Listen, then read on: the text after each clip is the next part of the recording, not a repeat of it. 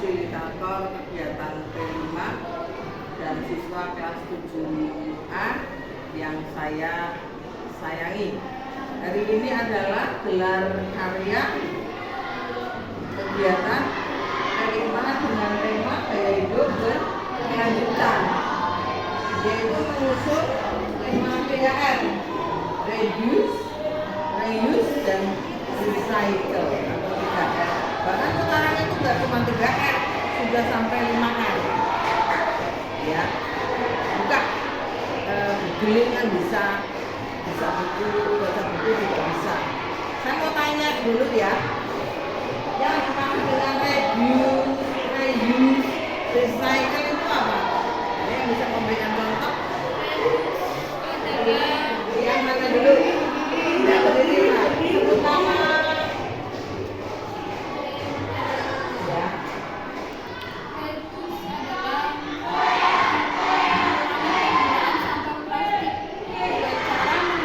Barang-barang yang bisa digunakan lebih dari satu kali, seperti membawa tas belanjaan saat pergi ke supermarket.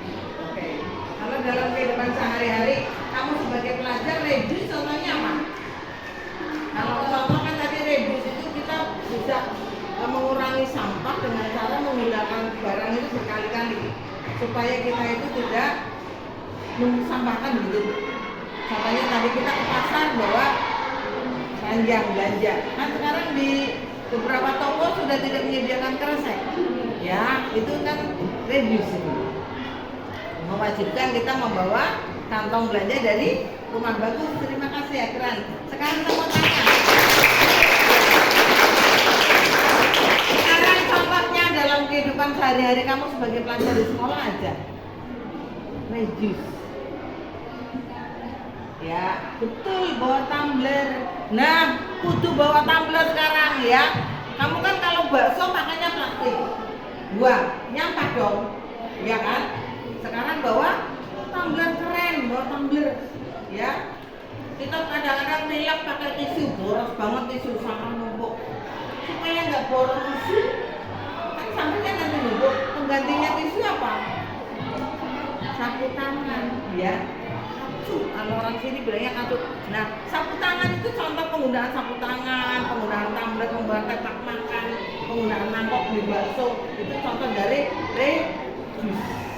Gitu ya. Sekarang reuse. Reuse dan recycle. Contohnya reuse, use, kita pakai lagi. Reuse dengan recycle. Contohnya recycle. Ngerti ember?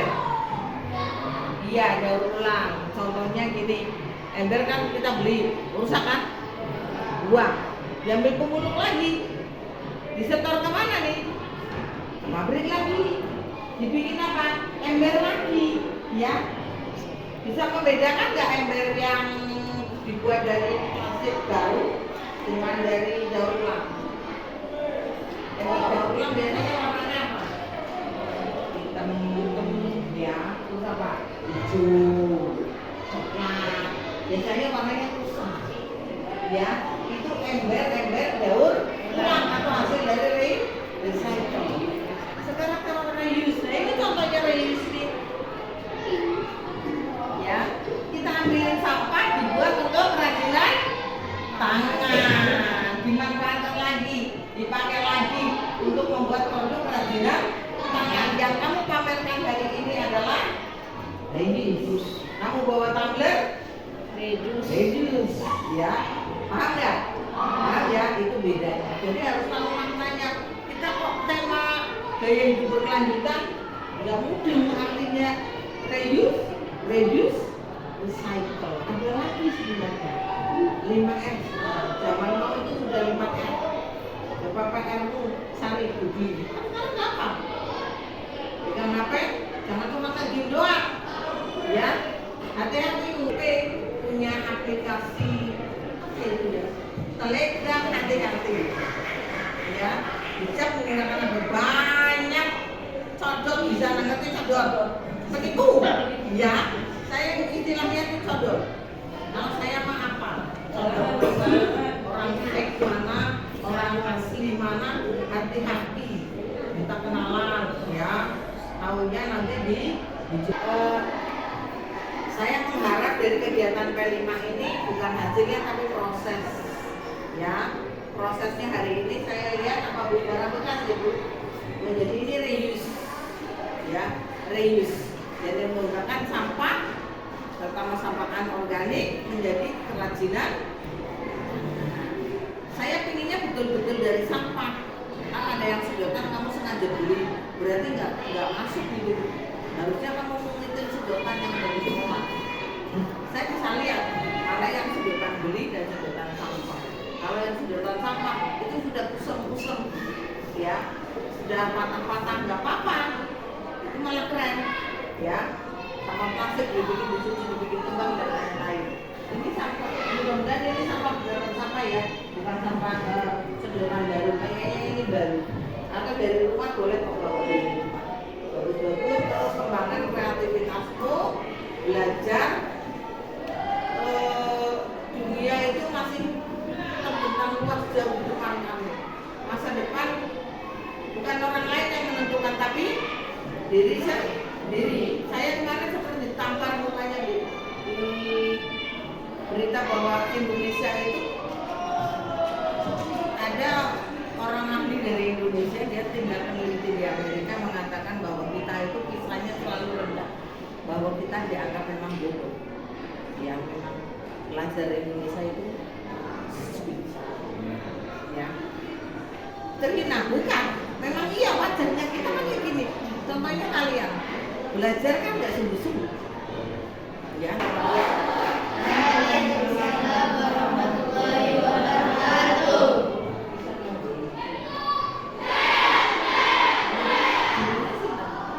Assalamualaikum warahmatullahi wabarakatuh.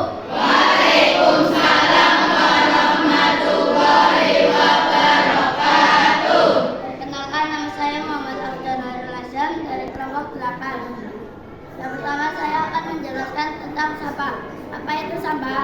Sampah adalah sesuatu yang sudah tidak berguna atau yang harus dibuang. Sampah terdiri dari dua jenis, yaitu sampah organik dan sampah anorganik. Sampah organik adalah sampah yang dapat diurai oleh bakteri dan jamur, cacing atau lain sebagainya. Contohnya sisa makanan, buah-buahan, dan sayuran. Yang kedua ada sampah anorganik. Sampah anorganik adalah sampah yang tidak dapat diurai oleh bakteri. Contohnya styrofoam, botol, plastik, atau lain sebagainya. Yang kedua, saya akan menjelaskan tentang konsep 3R.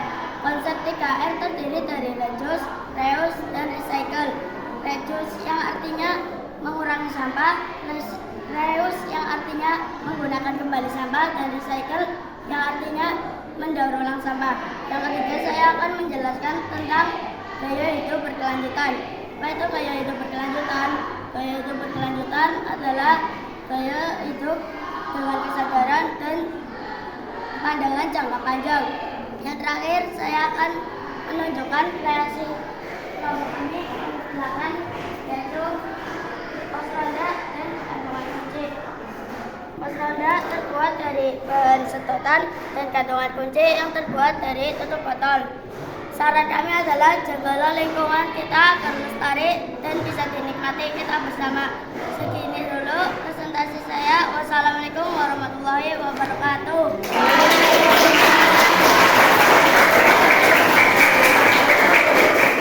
Assalamualaikum warahmatullahi wabarakatuh. Waalaikumsalam warahmatullahi wabarakatuh. Buah mangga tidak berduri. Tumbuh bersama bunga melati. Izinkan saya memperkenalkan diri. Semoga menyentuh hati. Saya Putri Mutiara Ramadhani akan mempresentasikan hasil dari kegiatan P5, yaitu proyek penguatan profil pelajar Pancasila yang dilakukan sekitar 2 minggu. Saya akan mengambil judul atau tema, yaitu memanfaatkan sampah untuk mengurangi pencemaran lingkungan dan penerapan gaya hidup berkelanjutan. Kita mulai pada materi pertama, yaitu sampah. Apa itu sampah? Sampah adalah sesuatu yang sudah tidak digunakan, tidak diperlukan, tidak diinginkan, tidak disukai, dan sebagainya. Sampah terbagi menjadi dua, yaitu sampah organik dan sampah anorganik. Sampah organik adalah sampah yang dapat diuraikan oleh alam. Sampah organik sendiri berasal dari kehidupan, yaitu dari manusia, dari hewan, dari tumbuhan. Manusia juga termasuk sampah organik, karena manusia setelah meninggal juga dia akan dikubur menjadi sampah, namun dapat diuraikan. Jika kalian bertanya, sisa makanan apakah termasuk sampah organik? Tentu saja, makanan itu terbuat dari tumbuhan ataupun hewan. Jadi makanan masih termasuk dalam sampah organik. Yang kedua adalah sampah anorganik. Sampah anorganik adalah sampah yang tidak dapat diuraikan oleh alam. Sampah anorganik sendiri berasal dari bahan-bahan yang bukan dari kehidupan. Contohnya adalah sampah plastik, karet, styrofoam, kaca. Itu semua bukan dari kehidupan, maka dari itu tidak dapat diuraikan oleh alam atau sangat perlu waktu lama untuk menguraikannya. Kita akan bicara tentang dampak dari pembuangan sampah, masalah dari sampah. Tentu saja dampak-dampaknya itu negatif. Di antaranya menyebabkan bencana banjir, lingkungan kotor, bau tidak sedap, menyebabkan penyakit, dan lain-lain. Dari masalah-masalah tersebut kita perlu solusi untuk masalah-masalah itu. Maka dari itu salah satu solusinya adalah penerapan gaya hidup berkelanjutan. Apa itu gaya hidup berkelanjutan? Kita mulai dari pengertian gaya hidup. Ada yang tahu mengenai pengertian gaya hidup? Ya. Menurut Kotler tahun 2009, gaya hidup adalah pola hidup seseorang yang berekspresikan pada aktivitas, minat, dan opininya. Dan gaya hidup berkelanjutan sendiri artinya adalah gaya hidup yang menjaga atau memperhatikan keseimbangan antara makhluk hidup dan lingkungannya.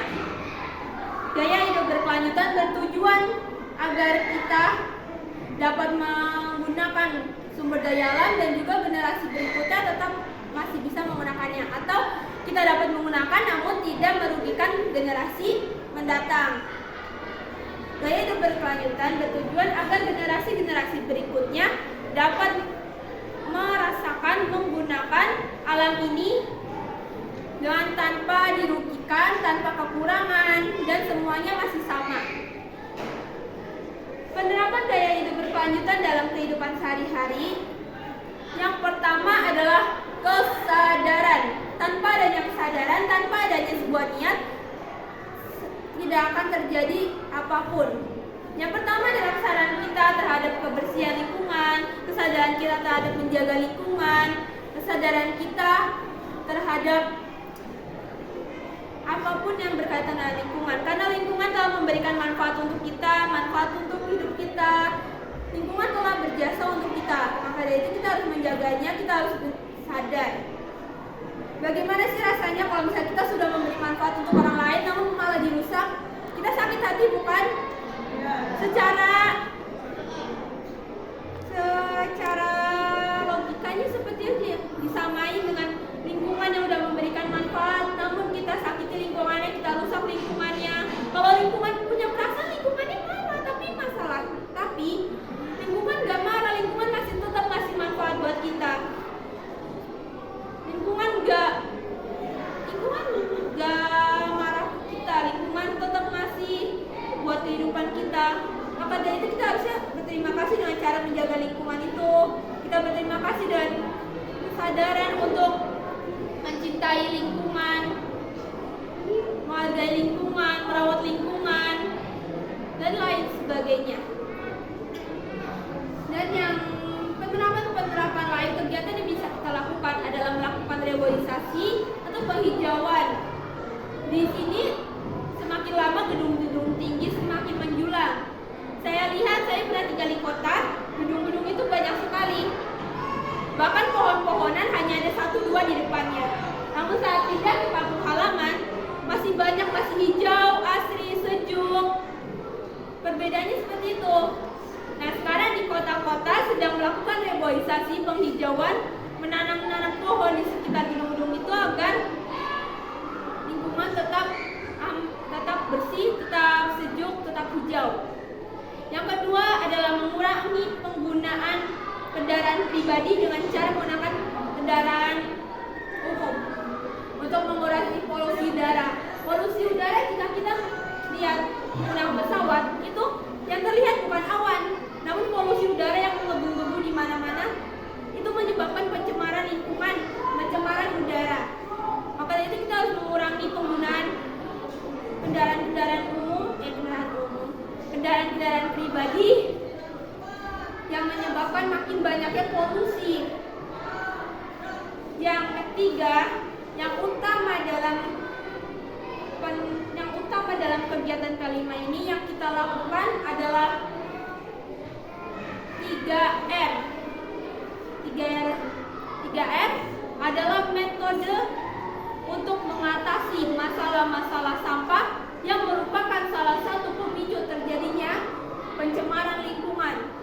3R terdiri dari reduce, reuse, dan recycle. Reduce artinya adalah mengurangi penggunaan sampah. Mengurangi penggunaan sampah dengan menggunakan bahan-bahan yang dapat digunakan kembali dan dapat digunakan berulang kali. Reduce contohnya adalah kita membawa tas belanjaan dari rumah yang terbuat dari kain. Saat berbelanja itu kan bisa dipakai berkali-kali. Itu nggak langsung kita buang karena terbuat dari kain. Bisa kita cuci, bisa kita gunakan kembali. Dan contohnya dalam kehidupan pelajar adalah membawa tumbler, membawa tempat makan sendiri dari rumah untuk mewadahi jajan. Kalau misalnya satu siswa membeli jajan 2 plastik, dikalikan berapa banyak siswa yang ada di sekolah, banyak sekali sampah plastik yang menumpuk. Maka dari itu coba gunakan atau bawa tempat makan dari rumah, bawa botol dari rumah. Yang kedua adalah reuse. Reuse adalah memakai kembali sampah plastik. Reuse adalah memakai kembali sampah bahan-bahan barang-barang yang sudah digunakan itu digunakan kembali, dimanfaatkan kembali. Seperti membuat sesuatu menjadi barang-barang yang karya seni atau lain-lain sebagainya. Yang ketiga adalah recycle. Recycle adalah mendaur ulang. Mendaur ulang adalah membuat sesuatu bahan, mengelola menjadi barang baru yang lebih bermanfaat. Contohnya adalah bahan-bahan yang sudah rusak, barang-barang yang sudah rusak, kita olah kembali menjadi barang baru. Itu adalah contoh dari recycle. Sekian dari saya sampai sini. Pesan dari presentasi saya, pesan dari kegiatan ini adalah kita harus sadar, kita harus inisiatif, kita harus ada rasa niat untuk menjaga lingkungan, untuk merawat lingkungan, dan untuk sadaran untuk menjaga kebersihan lingkungan, menjaga kelestarian lingkungan dan sebagainya. Karena lingkungan telah memberi manfaat untuk kita, lingkungan telah memberikan kebaikan untuk kita, maka kita harus membalasnya, membalas budi. Sekian dari saya sampai sini. Mohon maaf bila ada kekurangan. Wassalamualaikum warahmatullahi wabarakatuh.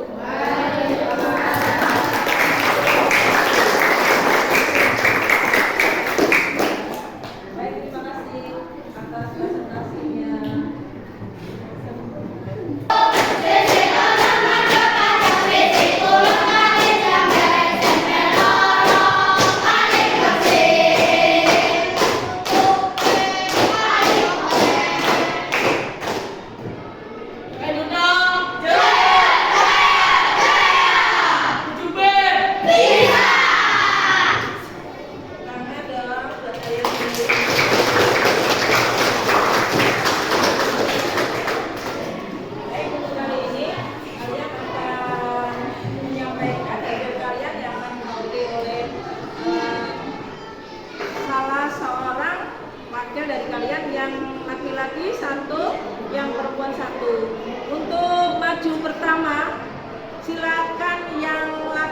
laki-laki dulu untuk maju menyampaikan hasilnya.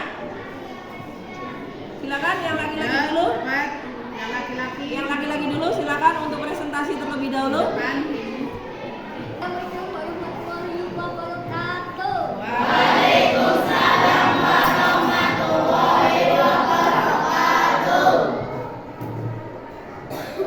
Sebelum memulai presentasi, baiknya saya memperkenalkan diri terlebih dahulu. Nama saya Rahmat Hidayat atau bisa juga dipanggil Hayat dari kelas 7B. Hasil saya dari kelompok 3 ini adalah topi. Topi bahan dasarnya yaitu ceting dan kardus yang sudah tidak terpakai. Untuk kardus bagian dalam dihabisi oleh sedotan yang dipotong dan lem. Dan untuk kardus bagian luar dihabisi oleh kertas yang berwarna emas. Dan untuk bagian ceting bagian luar dihabisi oleh kain yang bekas dari kerajinan. Dan untuk sebagai hiasan atau pemanis dikasih benang penik. Yang pertama, benang penik yang berwarna merah putih bekas dari hiasan 7 perhiasan. Dan untuk benang penik yang berwarna biru bekas dari hiasan di rumah. Pesan dari presentasi dari saya adalah jangan membuang sampah sembarangan. Buangnya sampah pada tempatnya dan pisahkan jenisnya. Jenis sampah ada 2, yaitu sampah organik dan anorganik. Untuk sampah organik adalah sampah yang bisa diurai. Contohnya daun, kertas, dan kayu. Dan sedangkan sampah anorganik adalah sampah yang tidak dapat terurai. Bisa, namun membutuhkan waktu yang lama, bisa berabad-abad. Contohnya kantong plastik, botol plastik, dan sedotan. Dengan kegiatan kelima ini dengan tema gaya hidup berkelanjutan, semoga membuat lingkungan di sekitar kita bebas dari sampah dan bersih selalu. Sekian presentasi dari saya. Saya akhiri. Wassalamualaikum warahmatullahi wabarakatuh. Waalaikumsalam.